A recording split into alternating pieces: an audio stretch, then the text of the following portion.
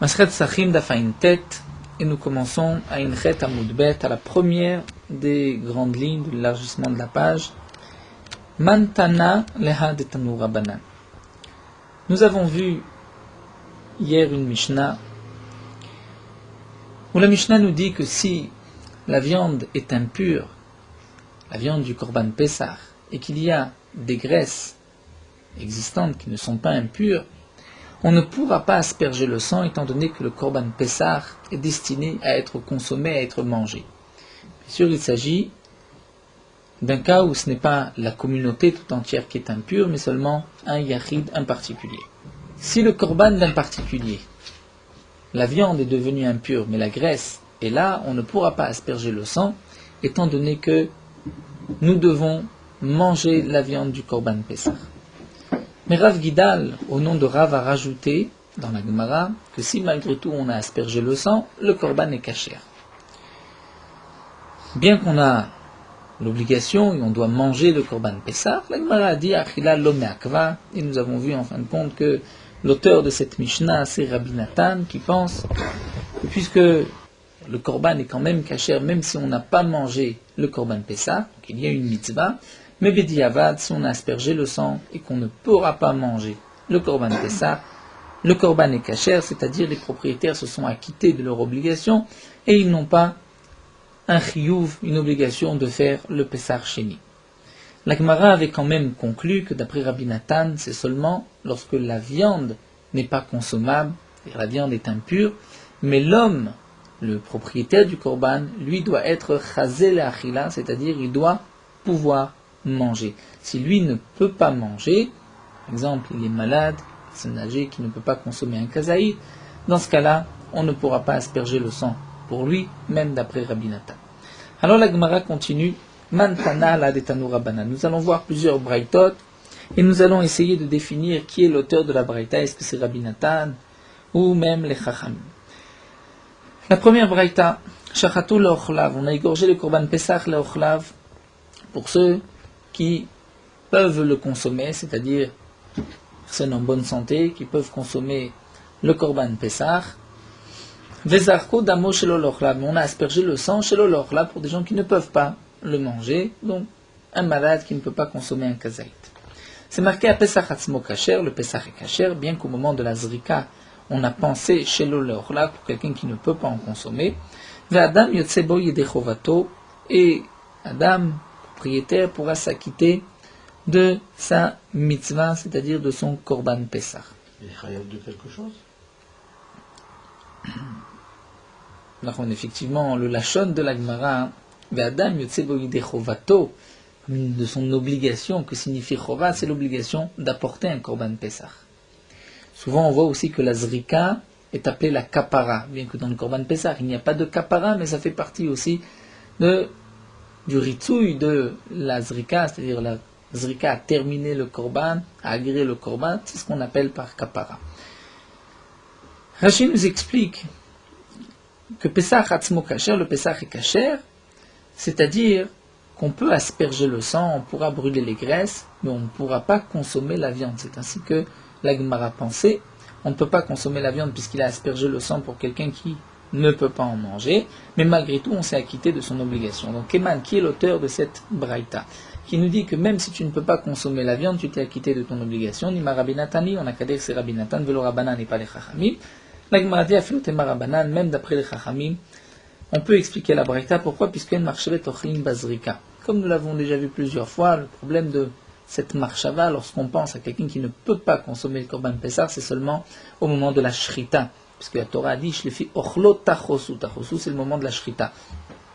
Mais si au moment où on asperge le sang, on a pensé pour quelqu'un qui ne peut pas manger le Korban, c'est pas grave, il n'y a aucun psoul. Donc le Korban est entièrement caché, on pourra même manger la viande. L'Agma nous rapporte une autre braïta, Mantana la Tanur Rabbanan, qui est l'auteur de cette braïta. Si un homme était malade au moment de la shrita et donc il ne pouvait pas manger le Korban Pessah, et ensuite au moment de la Zrika, il a retrouvé sa santé, il pourra manger du Korban, ou bien le contraire, il était en bonne santé au moment de la shrita, et il est malade au moment de la Zrika, on ne pourra pas faire la shrita et asperger le sang sur cet homme, Mishat Shrita Shat Zrika. Lorsqu'on dit bien sûr Alav, asperger le sang sur cet homme, sur lui, ce n'est pas sur lui, mais c'est pour lui. Hachi Khalim, donc il faut qu'il soit en bonne santé. Mishat Shrita Shat Zrika. Depuis le moment de la Shrita jusque la Zrika. Pendant toute cette période, il doit être en bonne santé et pouvoir manger le Korban Pessah. Donc la Gemara essaye de définir Keman comme qui. Nima Rabbanan le Rabbi Natan. On n'a qu'à dire que la Braïta c'est Rabbanan et pas Rabbi Natan, puisque d'après Rabbi Natan, même si on ne peut pas manger le Korban Pessah, on s'est acquitté de son obligation. La Gemara dit non, Afilotema Rabbi Natan, puisque comme nous l'avons vu, Gavra Dechazel Achila Bainan. Même d'après Rabbi Natan, il faut au moins que cette personne puisse manger le Korban. C'est seulement lorsque la viande est impure que Rabbi Natan nous dit c'est pas grave, on pourra asperger un b'diavad le sang. Mais lorsque la personne ne peut pas manger, même d'après Rabbi Natan, ce n'est pas bon. La Gemara apporte une autre braïta. Mantana le Talmud Rabbanan, qui est l'auteur de cette braïta, Shachatu betara varkarnit moabalim, on a égorgé le Korban Pessah alors que les propriétaires étaient purs. Varkarnit moabalim, les propriétaires sont ensuite devenus impurs avant la Zrika. Que va-t-on faire? Yizarek Adam betara, nous dit la braïta, on pourra asperger le sang en état de pureté. Ve'al yochal basar betum'a. Mais les Baalim ne pourront pas, les propriétaires ne pourront pas manger le Korban Pessah, puisque cet homme était pur au moment de la Shrita. Ensuite, il est devenu impur au moment avant la Zrika. On devra faire la Zrika Betara avec des Kohanim et des Klisharet qui sont purs, mais lui ne pourra pas manger la viande en état d'impureté. Keman, comme qui?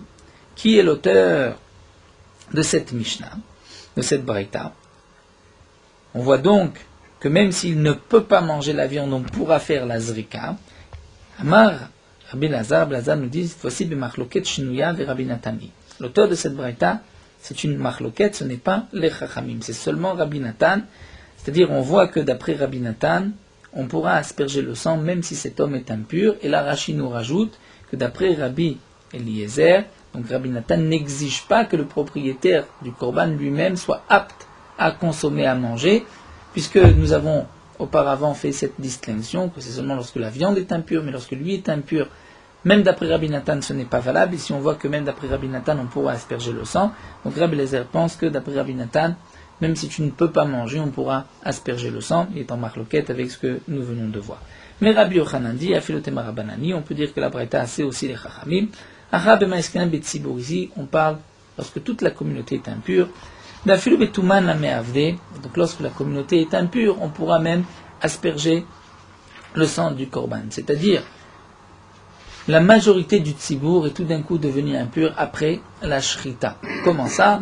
Rachid nous explique, le nasi est mort et donc tout le monde doit pour le nasi, le président du tribunal du Sanhédrin, on doit tous se rendre impurs, nous avons la mitzvah de l'accompagner de se rendre impurs. Et donc entre la shrita et la zrika, la majorité du peuple d'Israël est impure, et donc c'est pour cela qu'on pourra malgré tout asperger le sang. Alors demande l'agma, mais ibet tzibour, si la majorité du tzibour est impure, et donc on va asperger le sang, puisque le tzibour c'est dochela touma. Alors amayen basar nechal betouma, pourquoi on ne peut pas manger la viande? Nous avons vu que lorsque le korban tzibour est betouma, on pourra aussi manger la viande si c'est un korban pessah. L'agma répond, c'est un cas particulier, étant donné que ils sont devenus impurs entre la shrita et la zrika, eh bien ils ne pourront pas manger la viande. Si les propriétaires étaient devenus impurs, donc le peuple d'Israël, la majorité du clan d'Israël était devenu impur avant la shrita, ils pourront manger le korban betouma. Mais puisque ça a été fait après la shrita, ils ne pourront pas. Pourquoi? C'est une xéra midera banan. De peur qu'on risque par la suite de se tromper.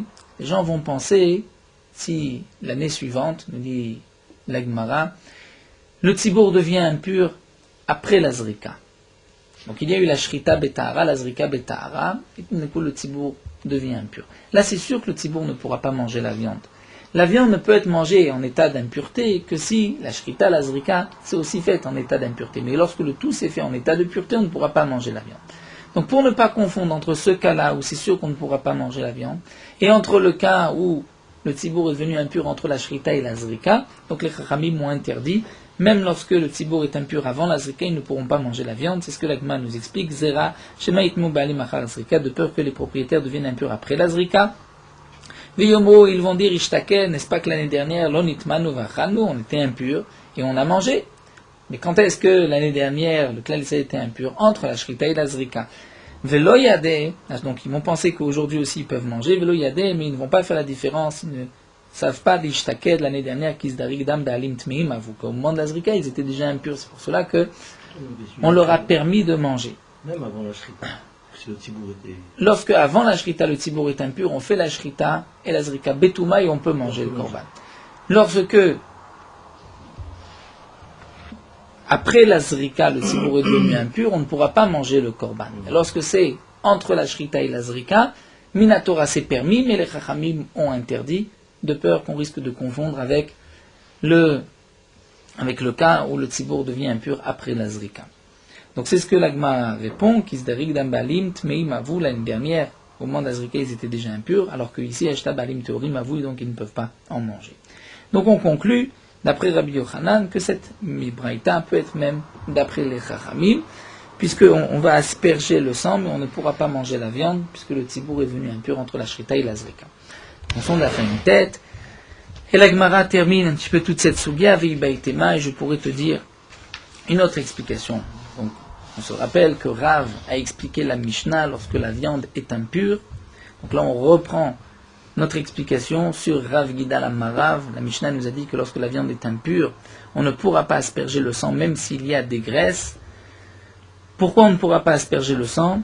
Puisque il faut, même d'après Rabbi Eliezer, il faut manger le korban, donc les khatrila, il ne faudra pas asperger le sang. Rav a expliqué que malgré tout, si on a aspergé le sang, le korban est kasher. On s'est posé la question, pourquoi? Nous avons vu que c'est d'après Rabbi Nathan. La Gemara ici vient donner une autre explication. Rav en vérité a expliqué comme Rabbi Ushua, des Tanya, nous avons une braïta. Rabbi Ushua lui-même pense qu'on n'a pas besoin de manger c'est-à-dire la achilat Pessah ne rend pas le korban passou si on ne peut pas manger le korban. Comme l'a dit Rabbi Ushua, kol azvachim sheba Torah, tous les korbanot de la Torah, ben shnitma basar v'chelev kayam, aussi bien dans le cas où la viande est impure, et les graisses sont là, ben shnitma chelev ou basar kayam, les graisses sont impures, la viande est là, et la viande n'est pas impure. Zorek et Adam, on pourra asperger le sang, puisque j'ai au moins ou de la viande ou des graisses, alors que un nazir, qui doit apporter ses korbanot, Rashi nous explique un korban shlamim qui doit être utilisé, on doit utiliser sa viande pour faire brûler ses cheveux, on doit aussi faire des balancements, donc la viande doit être consommée.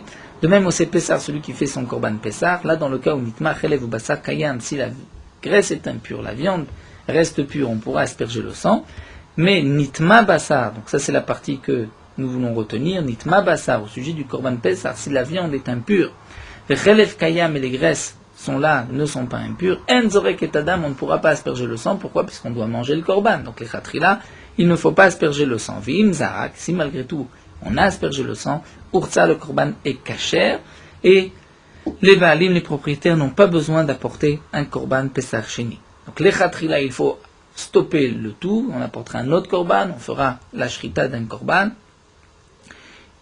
on aura de la viande pour consommer, mais malgré tout, si on a fait Bediavat, c'est caché. Nitmo abalim bemet, si les propriétaires sont impurs parce qu'ils ont touché un mort, et donc là les propriétaires ne peuvent pas manger le soir le korban Pessah, là aussi lo izrok, ils ne pourront pas asperger le sang, veimzarak lo urtsa, mais dans le cas où on a aspergé le sang, là le korban n'est pas valable étant donné que c'est les propriétaires qui eux ne peuvent pas manger, comme nous l'avons vu, il faut au moins que Gavra Chazel achilat, et que le propriétaire puisse en manger, comme nous l'avons expliqué au départ d'après Rabbi Nathan. Donc la conclusion de la Gemara, c'est que ce que nous a dit Rav Gidal au nom de Rav, que Bediavat, si on a aspergé le sang, le korban est kasher, les propriétaires se sont acquittés même s'ils ne vont pas manger de la viande, ou bien l'auteur de la Mishnah c'est Rabbi Nathan, ou bien c'est Rabbi Ushua, comme nous l'avons vu. La Gemara continue, et nous allons expliquer la dernière partie de cette Mishnah, Bemukdashim enoken. Nous avons vu que pour tous les autres korbanot, même s'il n'y a pas de viande, mais il y a des graisses, on pourra asperger le sang, puisque lorsqu'on a des graisses, le sang permet au moins de brûler ces graisses sur le misbéach. Maknitim Mané, qui est l'auteur de la Mishnah, Rabbi Ushua, ici Rabbi Ushua. Et nous avons vu que d'après Rabbi Ushua, s'il n'y a pas de viande, on ne peut pas asperger le sang. Et là, la Gemara nous explique que d'après Rabbi Ushua, s'il y a malgré tout des graisses, on pourra asperger le sang. Tétania, comme c'est marqué dans la Braïta. Rabbi Ushua Omer, Kol azvachim sheba Torah, tous les korbanot, à l'exception du korban Pessah, shenish ta'irmen kezaït basar, ou kazaït chelev, il est resté un kazaït, ne serait-ce que le volume d'une olive, de viande ou de graisse, zorek et adam, on peut asperger le sang. Mais s'il y a un demi-kazaï de bassar, un demi-kazaï de chalev, de graisse, on ne pourra pas, puisque le bassar va être mangé par les propriétaires et le chalev va être brûlé sur le misbéach. Donc ça ne s'associe pas. Ou béolam, mais si c'est un korban olam, que aussi bien la viande que les graisses vont être brûlées sur le misbéach, là on peut associer les deux, même s'il y a kratzaïd bassar, kratzaïd chalev, zorek et adam, même s'il y a la moitié d'un kazaïd de viande, la moitié de kazaïd de graisse, on pourra asperger le sang. Pourquoi? Puisque mipne shekula kalil, étant donné que le korban ola va être entièrement brûlé sur le misbéach, et donc puisqu'il va être entièrement brûlé, donc les graisses, les viandes ont le même statut, puisqu'il y a en tout un kazaïd, je peux asperger le sang.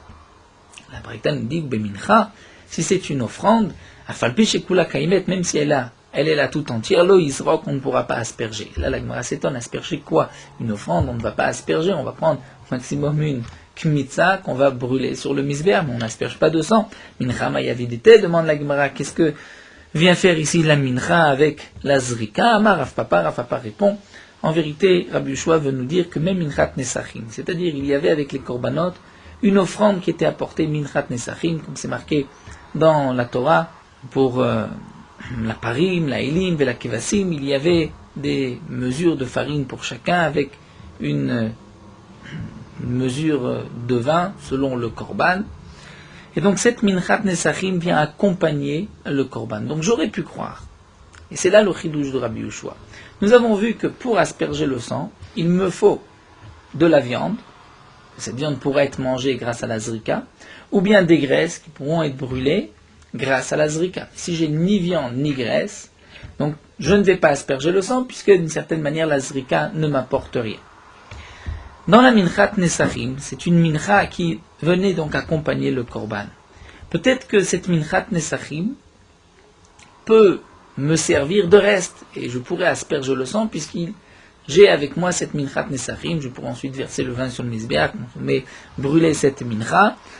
Donc salka datachamina, j'aurais pu croire qu'elle vient puisqu'elle vient grâce au korban, elle vient accompagner le korban.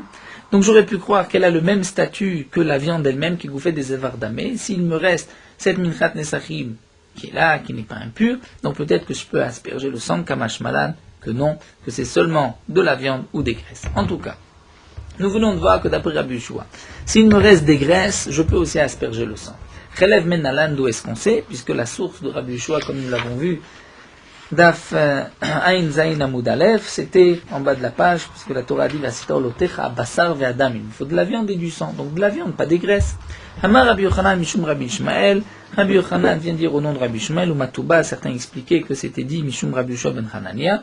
De Amar Kra, le pasuk a dit Mektir, Achelev, le Reach Nichoach Lachem, on brûlera les graisses, comme Reach Nichoach, une odeur agréable à Kadosh Baruch Hu. Rashi nous explique que ce pasuk, Mektir Achelev, est marqué au sujet de la zrika du sang. Le Torah nous dit, le Kohen va asperger le sang et ensuite il brûlera les graisses. Donc la Torah vient ici me dire que si il y a des graisses, relève à falpichen bassa, même s'il n'y a pas de viande, tu pourras asperger le sang. Donc voici une preuve, j'ai des graisses, je n'ai pas de viande, je pourrai asperger le sang. Ashkachan chelev, dans le pasuk nous avons vu que des graisses. Mais il y a d'autres parties qui étaient brûlées sur le misbéach, comme par exemple, yoter et akaved, c'est le diaphragme, Yuteret, comme Rachid l'explique sur le Chumash, en Parashat Vayikra, on prenait aussi une partie du foie, Veshte Aklayot et les deux reins étaient aussi brûlés sur le misbéach, ça faisait partie des hémorrhimes. Donc Menalan, d'où est-ce qu'on sait que si je n'ai pas de graisse, mais j'ai les deux reins qui sont restés, est-ce que je peux aussi asperger le sang? Ça ne s'appelle pas ni Bassar, madame, ce n'est pas non plus appelé Chelev. Menalan, d'où est-ce que je sais que c'est suffisant? Echa amrinan de zarkinan. Mais qui t'a dit que tu peux asperger le sang s'il reste juste les reins? Peut-être qu'il faut effectivement des graisses. L'agma a dit, je le déduis, puisque la Braïta nous a dit, bemincha, même si toute la mincha est là, je ne pourrai pas asperger le sang. Donc je vois que qu'est-ce qui a été exclu? La mincha, l'offrande. Il n'y a que l'offrande de la mincha qui a été exclue. Midikatane, puisque c'est marqué au bemincha, falpishikula, mettre la mincha, l'offrande, même si elle est entière là, loïsrok, tu ne pourras pas asperger le sang. Donc je vais déduire mincha ou de l'eau. C'est seulement s'il y a une offrande, s'il reste le diaphragme et les reins, la shapir damé, je pourrais asperger le sang. Donc c'est pour cela que je te pose la question, Menalan, d'où est-ce qu'on sait que si il me reste les 2 reins, que je peux asperger le sang? Rabbi Yochanan dit de Amar, la Gemara nous dit que Rabbi Yochanan, le nôtre, c'est-à-dire lui-même a expliqué, Amarkra, la Torah nous dit les reach nichoar, c'est-à-dire pour une odeur agréable. Tout ce qui, kol shatam ale, on vient inclure de là, kol shatam ale les reach noir, tout ce que tu vas brûler, qui va être une odeur agréable sur le misbéar, ça a le même statut que les graisses et que la viande, et tu pourras donc asperger le sang. Et la Gemara termine cette sougia en nous disant alors pourquoi la Torah nous a marqué les graisses, puisqu'en fin de compte on vient inclure tout ce qui va être brûlé sur le misbéar par le mot reach nichoar, une odeur agréable. La Gemara répond c'était juste marqué chelev, j'aurais pu croire vamina chelev in yoteret akaved mishtak layotlok, peut-être ce n'est que les graisses et pas le diaphragme et les 2 reins. Katavach manal reach nichoar, la Torah dit les reach nichoar, c'est-à-dire même le diaphragme et les 2 reins. Si la Torah avait juste dit les reach nichoar, j'aurais pu croire kol haolim les reach nichoar, tout ce qui va être monté, qui va être brûlé sur le misber, va filu mincha, et même l'offrande, la minchat nesachim. Katavach mana chelev, donc c'est pour cela que la Torah dit chelev, pour exclure la mincha. Donc là, nous avons terminé avec cette longue sugya, c'était donc toute la marloquette entre Rabbi Yoshua et Rabbi Eliezer. Lorsque je n'ai plus de viande, ou la viande est impure, et que je n'ai plus de graisse, est-ce que je peux asperger le sang? Nous avons vu que d'après Rabbi Yoshua, je ne pourrais pas asperger le sang. Si j'ai des graisses ou de la viande, je pourrais asperger le sang dans tous les korbanot. Pour le korban Pessah, il faut au moins un kazaïd de viande pour pouvoir asperger le sang, sinon je n'ai pas le droit d'asperger le sang, puisque s'il n'y a pas de viande, et le korban Pessah vient offert pour être consommé, donc il me faut de la viande, sinon je ne pourrai pas asperger le sang. Là, nous allons continuer avec une nouvelle sugya, une sugya de Tum'a, c'est-à-dire, nous avons vu jusqu'à présent plusieurs fois, sans être vraiment rentré dans tous les détails, que lorsque la majorité du peuple d'Israël est impure, on pourra faire le korban Pessah malgré l'impureté, donc le Pessah Rishon. Si c'est une minorité du peuple d'Israël qui est impure, à ce moment-là, cette minorité ne fera pas le premier Pessah, et la minorité fera le Pessah Sheni 1 mois plus tard, donc le temps que cette minorité puisse redevenir pure et pouvoir faire ce Korban Pessah. Donc nous avons parlé juste de la majorité du Klal Israël. Quel va être le din si le peuple est pur, mais les Kohanim sont impurs? Et dans le Beth Amikdash, on ne peut pas faire de Avoda si on n'est pas Kohen. Que va-t-on faire? On pourra faire malgré tout le Pessah Rishon ou pas? Nous allons voir que oui, étant donné que les Kohanim sont impurs. Et nous allons rentrer dans la sugya de la Gemara, cette Sheila, Itmar, une question qui, dans un cas très particulier, où il y a moitié-moitié, 50%, 50%.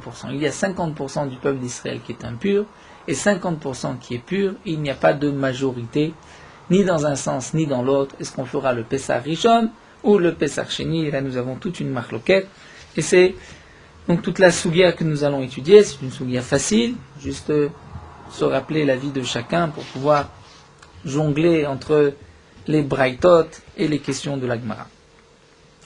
La Mishnah nous dit Nitma Kahal, si le peuple d'Israël est impur, au roubo, ou la majorité seulement, Oshayua Kohanim Tmeim, ou bien les Kohanim sont impurs. Le peuple est pur, mais les Kohanim sont impurs. Vakal Théorim, le peuple est pur. Yasu Betuma, on pourra malgré tout faire le Korban Rishon Betuma.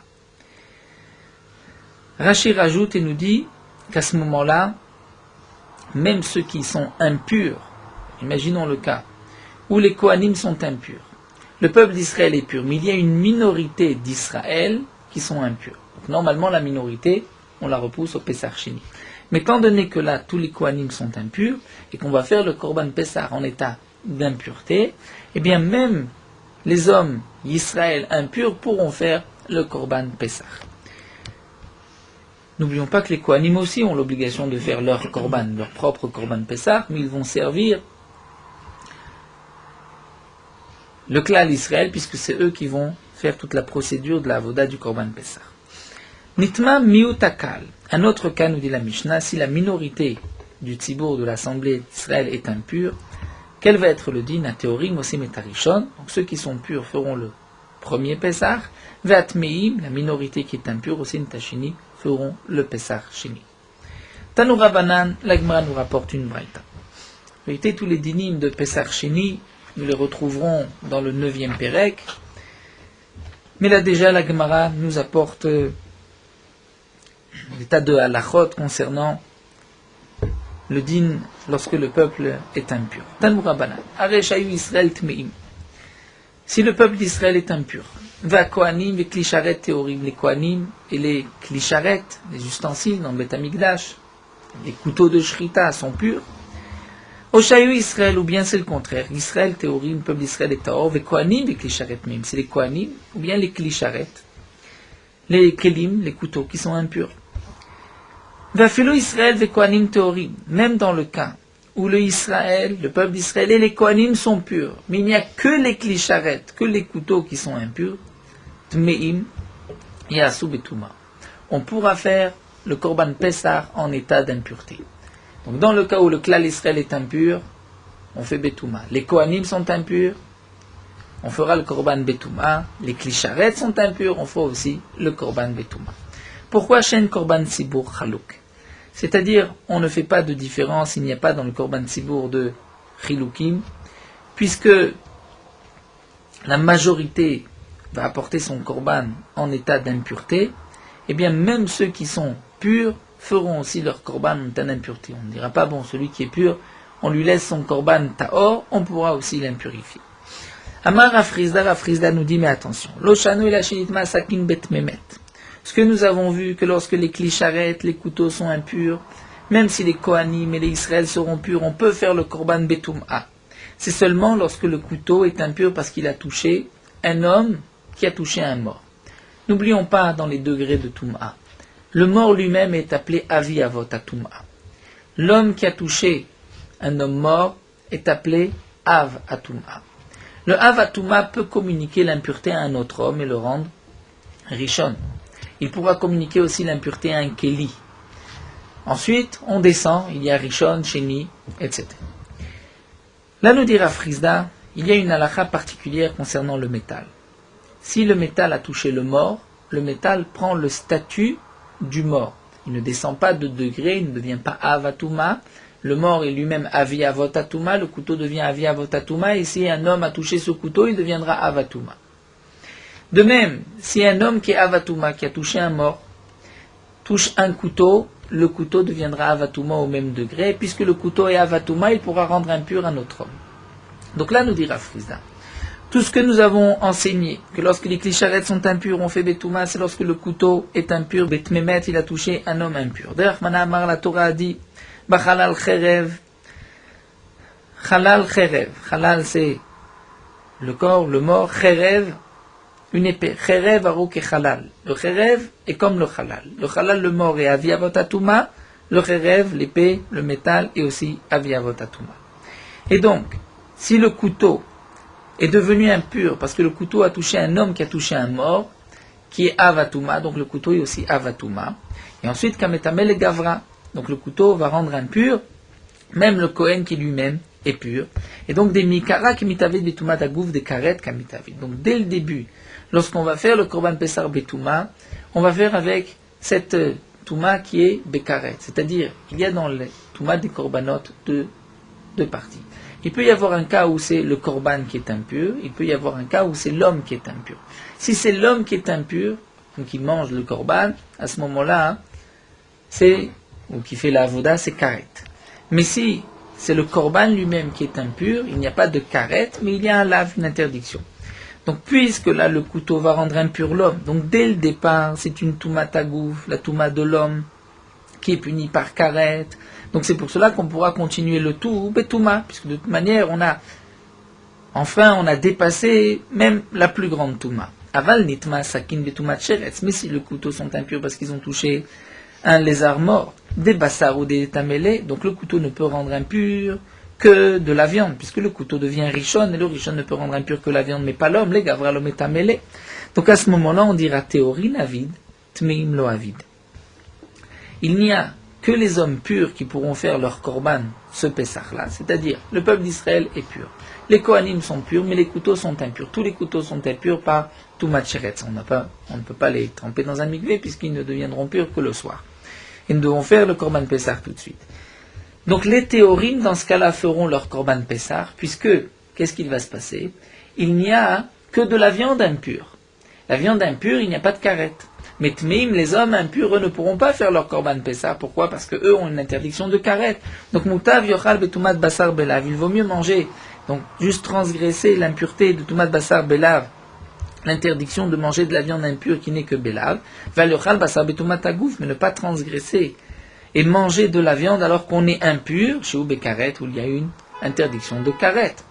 Donc on comprend ce que nous dit ici Rav Chizda, lorsque les couteaux sont impurs, on pourra faire le Korban Pessah Betum'a, aussi bien ceux qui sont purs que ceux qui sont impurs, parce que on a atteint tous les degrés de Touma, puisqu'il y a même une Touma Tagouf, on a transgressé la Touma Tagouf qui est Bekaret. Mais si le couteau est simplement impur, et le couteau ne rendra impur que la viande, mais pas celui qui va manger cette viande, ni les Kohanim, donc puisqu'on n'a pas transgressé la Touma Tagouf qui était Bekaret, eh bien l'homme impur qui lui, s'il mange le korban, il y a une interdiction de karet, ceci n'est pas repoussé pour ce korban, il devra faire Pesach Sheni.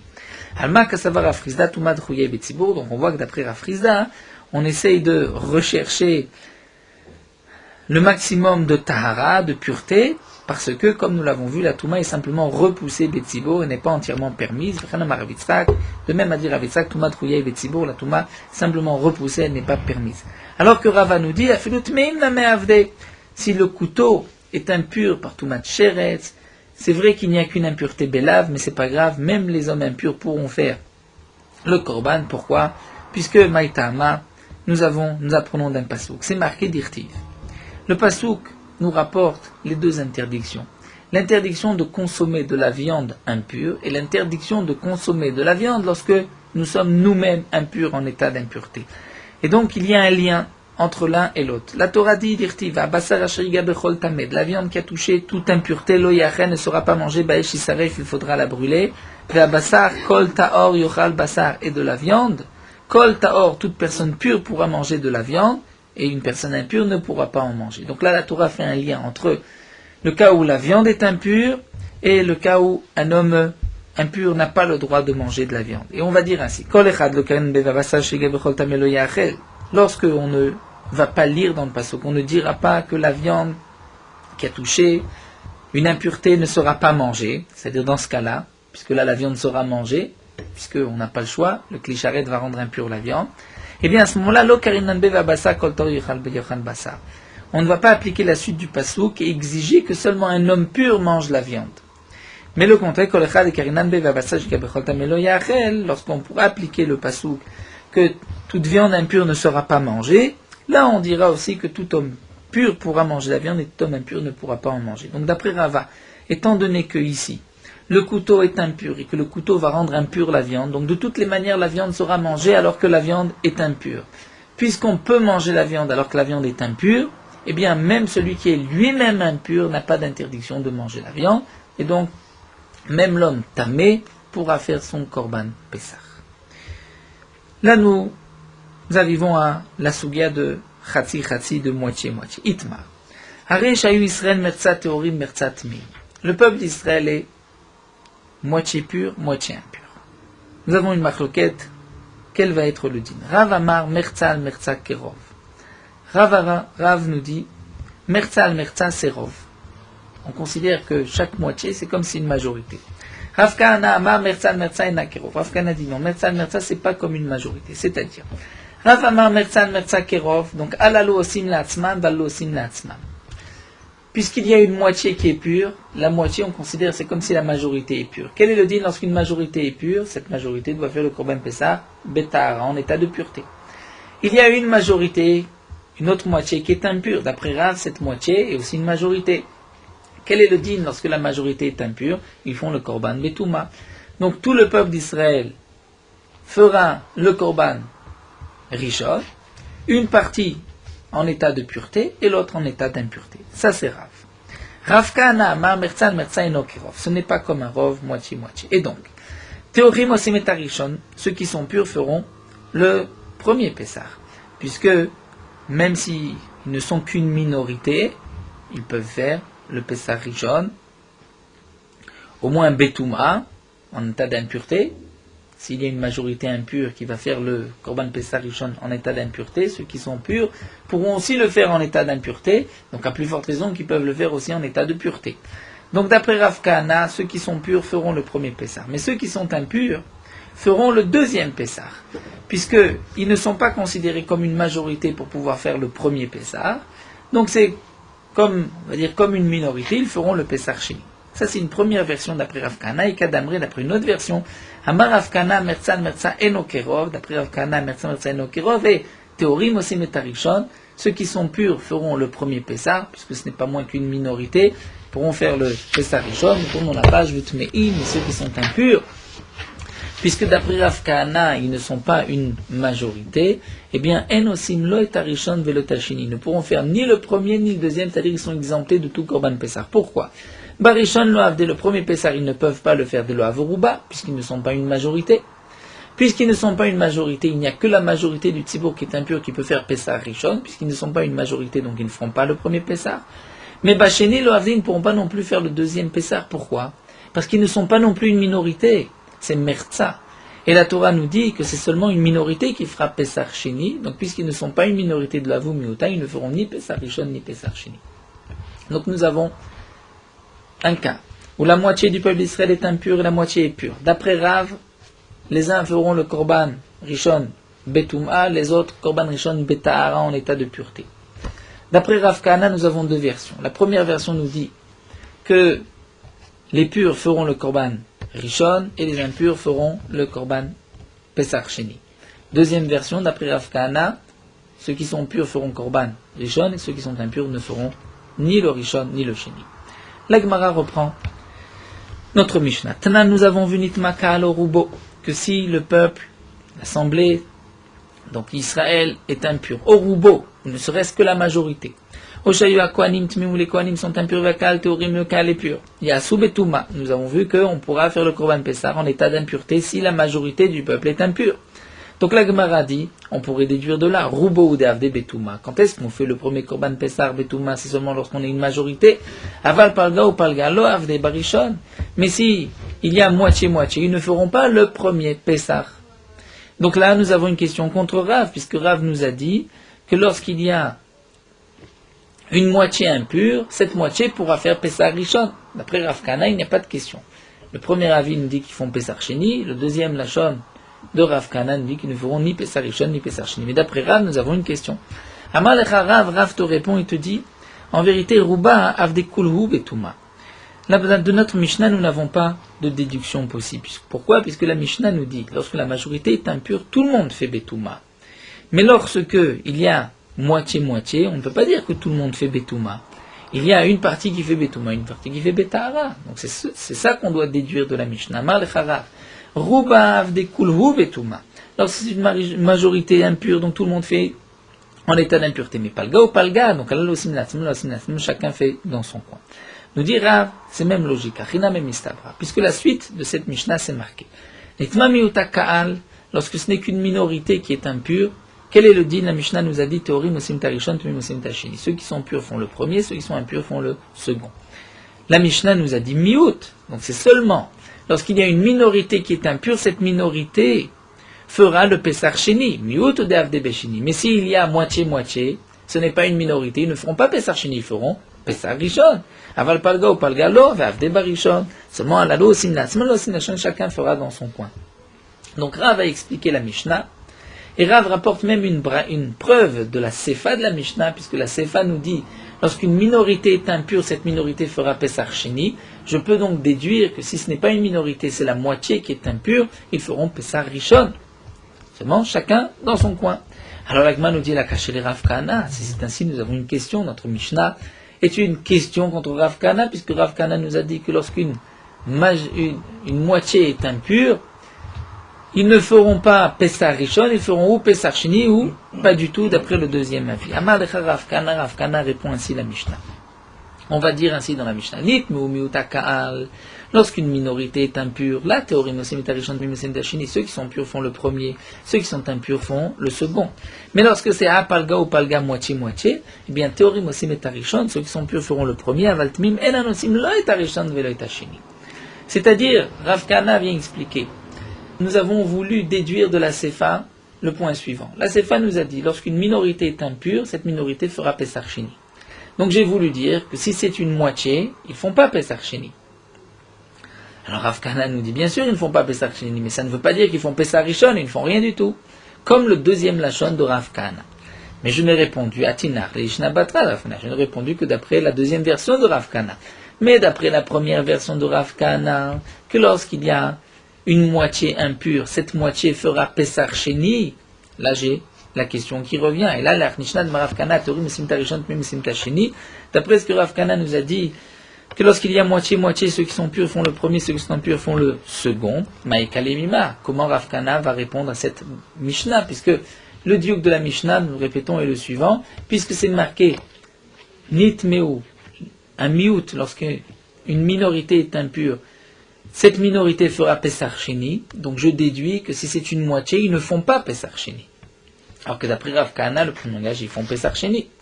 Comment répondre à Malcha Rav Kahana te dit qu'en vérité, Wadi Naflu Palga ou Palga Nameteorim Sitarishon Tumimsim Sheni.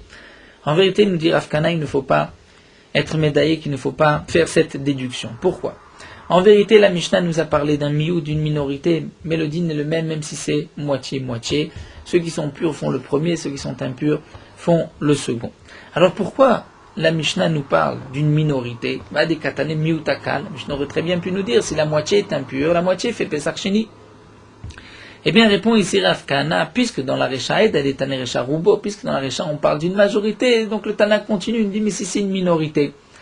On nous a parlé de la majorité, on parle maintenant d'une minorité. Mais c'est vrai qu'en vérité, le Tana aurait très bien pu dire, si une moitié est impure, cette moitié fait Pesach Sheni. Donc Tana mais ça fait miuta. Tana mais c'est fa miuta, la sefa aussi c'est marqué. Donc miuto, lorsque c'est qu'une minorité. Donc là nous avons trois avis, et la Gemara va maintenant apporter des preuves comme ces trois avis. Donc lorsque la moitié du peuple d'Israël est impure, et la moitié est pure, Rav nous a dit, ceux qui sont purs feront le korban rishon en état de pureté, ceux qui sont impurs feront le korban rishon en état de pureté. D'après Rav Kahana, ceux qui sont purs feront le korban rishon, le pesach rishon, ceux qui sont impurs feront le pesach sheni, et la deuxième version d'après Rav Kahana, c'est que ceux qui sont purs feront le pesach rishon, ceux qui sont impurs ne feront aucun pesach.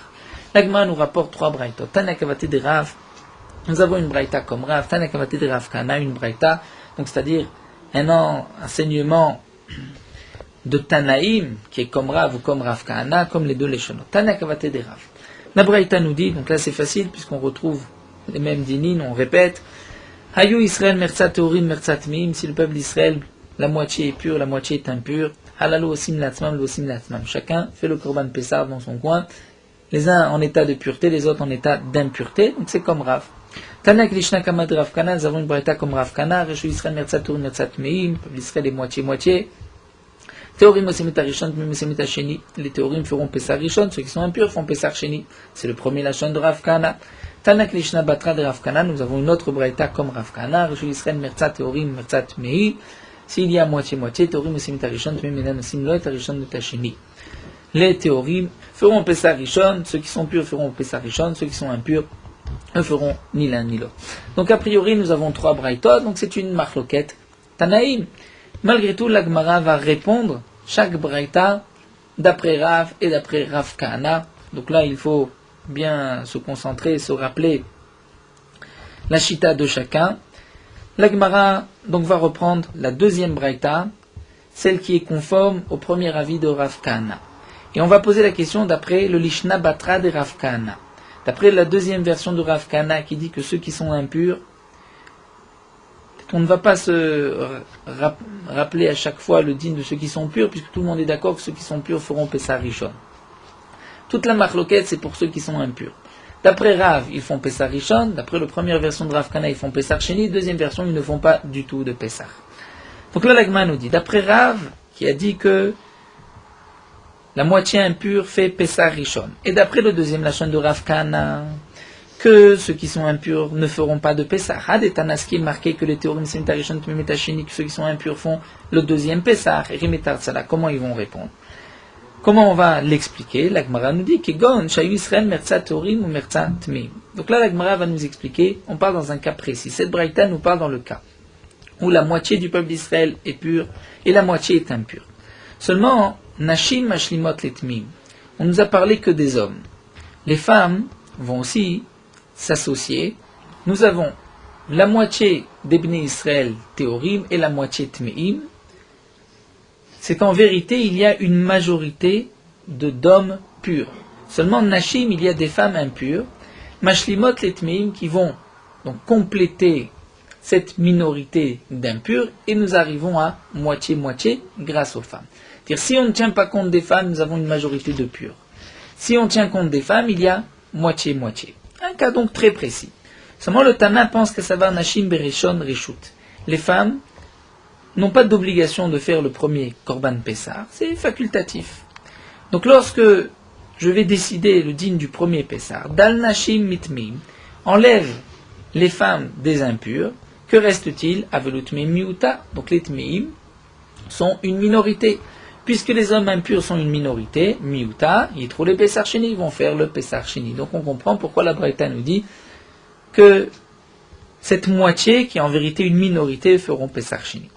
La Gemara continue. D'après Rav, qui a dit que la moitié impure fait Pessar Rishon. Et d'après l'Ishna Kama de Rav Kana, on a expliqué que d'après cette version, la moitié impure fait Pessar Sheni.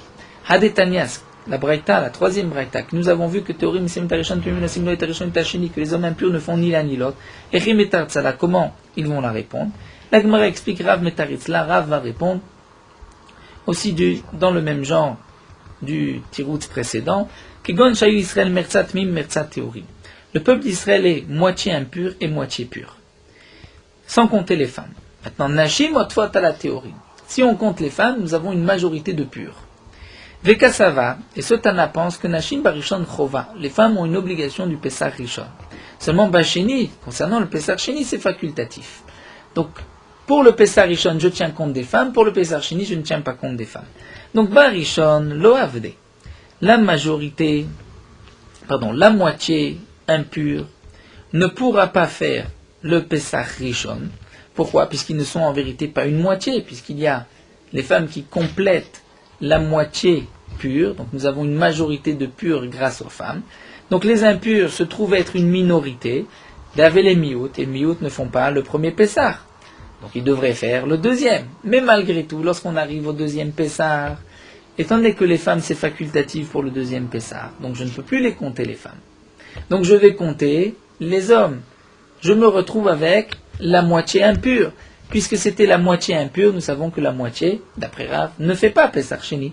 Donc c'est pour cela que la Braïta nous dit, ou Besheni, lo Avde, ils ne feront pas non plus le Pessar Sheni. Pourquoi? Concernant le Pessar Sheni, Dal Nashim, on enlève les femmes puisque c'est facultatif. Avlo Palga ou Palga, je me retrouve avec une moitié-moitié. Ou Palga, lo Avde, Besheni, et la moitié ne fait pas Pessar Sheni.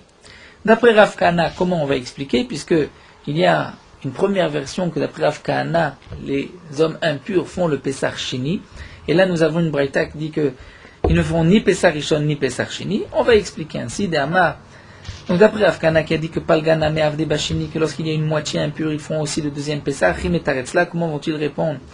Comment va-t-il répondre la braïta qui nous dit qu'ils ne font ni Pessah Rishon ni Pessah Sheni? On va expliquer aussi un autre cas précis. La braïta nous parle dans le cas Kegon Shayu Israël Merza Théorim Merza Tmeim. Le peuple d'Israël est moitié pur, moitié impur. Venashim Ashlimot les Théorim. Et les femmes complètent le théorim, les purs. C'est-à-dire que sans les femmes, j'ai une majorité impure, mais grâce aux femmes, j'ai moitié-moitié. Donc, Kassava, le Tana de cette Braïta, lui pense, puisqu'il y a différents Tanaïm, comme nous l'avons vu, certains pensent que Nashim Chova, d'autres Rishut. Lui, ce Tana pense que Nashim Barishon Chova, les femmes ont une obligation du premier Pessar, et le deuxième Pessar, c'est facultatif. Donc, Barishon, Lo Avde. Barishon, ceux qui sont impurs ne peuvent pas faire le Korban Rishon. Pourquoi? C'est vrai que sans les femmes, il y a une majorité, donc on pourrait faire Pessah Rishon. Mais comme il y a les femmes et que les femmes ont une obligation, donc je les compte, Avelu Palga ou Palga, je me retrouve avec moitié-moitié. Et donc Palga Barishon Lo Avde, lorsque j'ai la moitié impure ne fait pas le premier Pessar doit faire le deuxième Pessar. Seulement lorsqu'on arrive au deuxième Pessar, cette moitié ne pourra pas non plus faire le deuxième Pessar. Pourquoi? Puisque dans le deuxième Pessar, je dois enlever les femmes, puisque les femmes n'ont pas l'obligation, c'est facultatif du deuxième Pessar. Et donc, Dal Nashim Minayu enlève les femmes de ce compte-là, Mina Théorie, mais je me retrouve avec les Tmeim en majorité. Puisque c'est une majorité d'impurs, le din et Rouba, le Avde Besheni ne font pas le deuxième Pessah. En réalité, c'est logique, c'est juste un calcul, juste rappeler la DA de chacun. Nous terminons avec une dernière question. Les Rav Kahana, il nous reste une petite question. D'après les deux versions de Rav Kahana, la Braïta qui nous dit Are Shayu Israël Mertzat Teorim Mertzat Me'im. Lorsqu'il y a donc la première Braïta qui était conforme à la vie de Rav, la moitié du peuple d'Israël est impure et la moitié est pure. Nous avons vu Alotim Latzmam, Losim Latzmam. Les uns font Pesach Rishon en état de pureté, les autres en état d'impureté. Herim et Taretzla, comment Rav Kahana va répondre? Puisque d'après la première version de Rav Kahana, les impurs vont faire le Pesach Sheni. D'après la deuxième version, les impurs ne font ni l'un ni l'autre. Et ici, c'est marqué qu'ils font le Pesach Rishon. Amar lecha Rav Kahana te répond Tanaï, effectivement, sur ça, je suis d'accord que c'est une marloquette, Tanaïm. Et Kaleman Dama Mertzal Mertzal Kerov, et Kaleman Dama Mertzal Mertzal Kerov. Une marloquette, il y a un Tana qui pense que Mertzal Mertzal c'est comme une majorité, et l'autre Tana pense que Mertzal Mertzal est no Kerov, comme ce que Rav Kahana pense lui-même, mais puisqu'il y a un Tana qui pense que Mertzal Mertzal Kerov, donc ce Tana explique que ceux qui sont purs feront Pesach Rishon, et ceux qui sont impurs feront Pesach aussi Rishon, mais en état d'impureté. Donc là, nous avons vu la marloquette entre Rav et Rav Kahana, lorsque la moitié du peuple d'Israël est impure et la moitié est pure. Est-ce qu'on va faire Pesach Rishon ou Pesach Sheni? Nous avons rapporté 3 braïtot et la Gemara a répondu d'après chacun. Comment va-t-on expliquer les braïtot? Et nous avons vu à travers dans cette Gemara que concernant les femmes, il y a aussi une marloquette. Est-ce qu'elles ont l'obligation du Pesach Rishon, du premier Pesach ou pas? En tout cas, tout le monde est d'accord que le Pesach Sheni c'est facultatif. Et donc, est-ce qu'on doit tenir compte des femmes dans le compte de la moitié ou de la majorité? Donc tout dépend si c'est Chova ou Rishut, comme nous l'avons vu. Nous allons nous arrêter ici. L'Agma reprendra ce que nous avons vu, toujours dans les dynimes de Touma, de Mertza, Tmeim et Mertza, Théorim, lorsqu'il y a moitié et moitié. On reprendra pour la suite.